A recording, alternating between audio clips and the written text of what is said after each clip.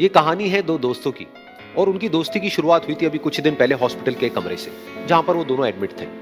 तो दोनों में से जो एक था उसको अभी कुछ दिन पहले एक पैरालिसिस का अटैक आया था, जिसकी वजह से गर्दन के नीचे की उसकी पूरी बॉडी पैरालाइज हो गई थी और वो अपनी एक उंगली तक नहीं हिला सकता था।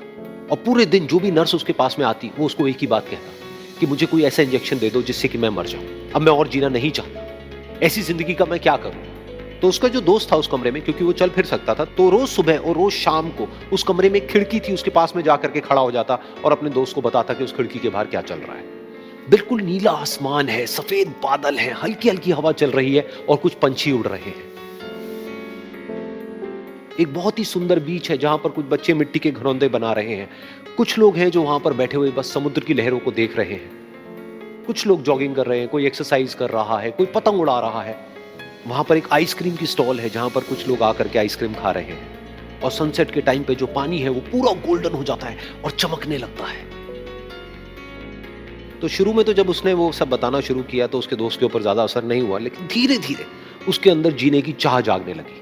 अब वो सुबह का इंतजार करने लगा कि जल्दी से सुबह हो और मेरा दोस्त मुझे बताए कि आज यहां पर क्या हो रहा। कुछ दिन तक ऐसे ही चलता रहा।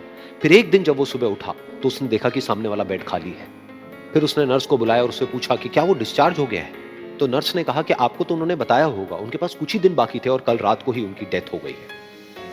ये सुन करके उसके अंदर की उम्मीद पूरी तरह से टूट गई, क्योंकि सिर्फ उसका दोस्त ही था जिसने उसको बाहर की दुनिया से जोड़ा हुआ था, जिसकी वजह से वो जान पाता था कि बाहर क्या हो रहा है और ये दुनिया कितनी खूबसूरत है। तो कुछ दिन तक तो वो रोता रहा और उसने जीने की चाह छोड़ दी।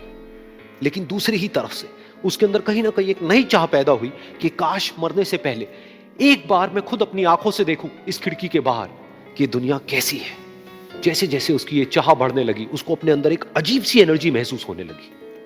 और फिर एक दिन उसने अपनी पूरी ताकत लगा दी और किसी तरीके से वो बेड से नीचे गिरा और पकड़ पकड़ करके किसी तरह से उस खिड़की तक पहुंचा। फिर उस खिड़की को पकड़ करके वो खड़ा हुआ और खिड़की के बाहर देख लिया। लेकिन खिड़की के बाहर देखते ही वो गुस्से से भर गया। उसने जोर से नर्स को आवाज लगाई और जैसे ही नर्स आई उसने नर्स से पूछा, ये तुमने क्या किया, ये खिड़की के बाहर काली दीवार क्यों खड़ी कर दी। तो नर्स को समझ नहीं आया वो क्या बोल रहा है। वो बोली कि मुझे 5 साल हो गए हैं यहाँ पर, जब से मैं आई हूं तब से तो ये काली दीवार यहाँ पर है। तब जाकर के उसको समझ आया कि उसका वो दोस्त उससे झूठ बोल रहा था। और उसने नर्स से पूछा, अगर ये काली दीवार पिछले 5 साल से यहाँ पर है तो मेरे दोस्त ने मुझसे झूठ क्यों कहा।